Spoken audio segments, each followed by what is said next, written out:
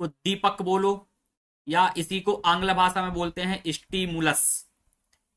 क्या वाला है ये?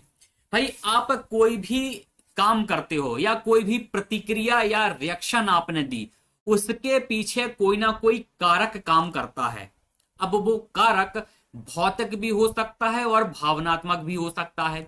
जैसे किसी को देख के मुस्कुराना या किसी की याद में मुस्कुराना। आप किसी को याद करके मुस्कुरा रहे हैं तो ये क्या है? आपका मुस्कुराना जो है वह अनुक्रिया है। उत्प्रेरक और अनुक्रिया अपन देख रहे हैं। तो अनुक्रिया क्या हुआ? आपकी रिएक्शन, आपका किसी को सोच के मुस्कुराना, ये अनुक्रिया है, मतलब रिस्पॉन्स है। ठीक। उत्प्रेरक क्या हुआ? किसी का याद आना। तो आपने जो रिस्पॉन्स दिया है वो किसी कारण से दिया है, उसके पीछे कोई कारक था, कोई कारण था। वही उत्प्रेरक है, वही उद्दीपक है, वही स्टिमुलस है। ठीक। अब ये कारक जो है वो भौतिक भी हो सकता है, भावनात्मक भावनात्मक हो सकता है। तो आपका किसी को याद करके मुस्कुराना ये भावनात्मक है। ठीक है। लेकिन किसी ने आपको थप्पड़ जड़ दिया, ये क्या हुआ? भौतिक, शरीर पे छप गया, तो ये भौतिक है। अब आपने रिएक्शन क्या की? आपने दो जड़ दिए, तो ये अनुक्रिया हुई। तो ये क्या है? भौतिक कारक है। किसी का आपको थप्पड़ मारना और फिर बदले में आपके द्वारा उसको थप्पड़ मार देना, ये रिस्पॉन्स है। और जो उसने शुरुआत कर में थप्पड़ मारा था वह उत्प्रेरक है। उसी से आपको स्टिमुलस या प्रेरणा मिली और आपने सामने वाले को चिपका दिया। तो उत्प्रेरक और उद्दीपक क्लियर है। अब थोड़ा सा गहराई में उतरते हैं कि उत्प्रेरक और उद्दीपक कैसे होता है। ठीक है। ठीक। एक होता है ये भावनात्मक या फीलिंग।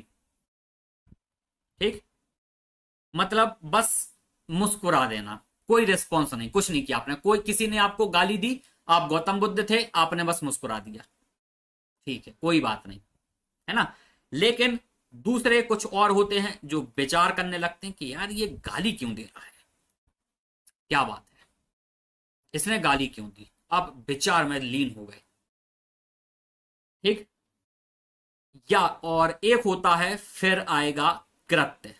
सामने वाले ने गाली दी और आपने छूटते ही दो थप्पड़ चिपका दिए, तो ये है कृत्य। अब जब अपन एथिक्स पढ़ते हैं पीएससी में, तो जो एथिक्स की शुरुआत होती है वो यहां से होती है, कृत्य करने से।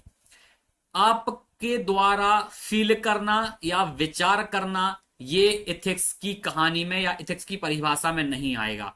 आप कुछ भी फील करो, कुछ भी विचार करो, उसका कोई गुण दोष नहीं है। गुण दोष या समाज की कटौती पर, कटौती नहीं, कसौटी पर जो परखा जाता है वो आपका कृत्य होता है। फिर आपने कृत्य किया, अब ये देखा जाएगा कि ये नैतिक है, अनैतिक है कि निर्नैतिक है।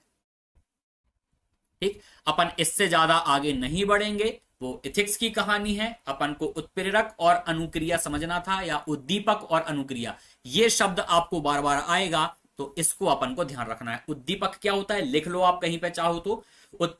उद्दीपक क्या है? जो कोई कारक है या किसी भी अनुक्रिया या रिस्पॉन्स के पीछे का कारक उद्दीपक है।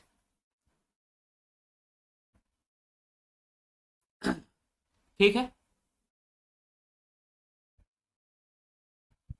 ये क्लियर हो गया, फिर अपन आगे बढ़े।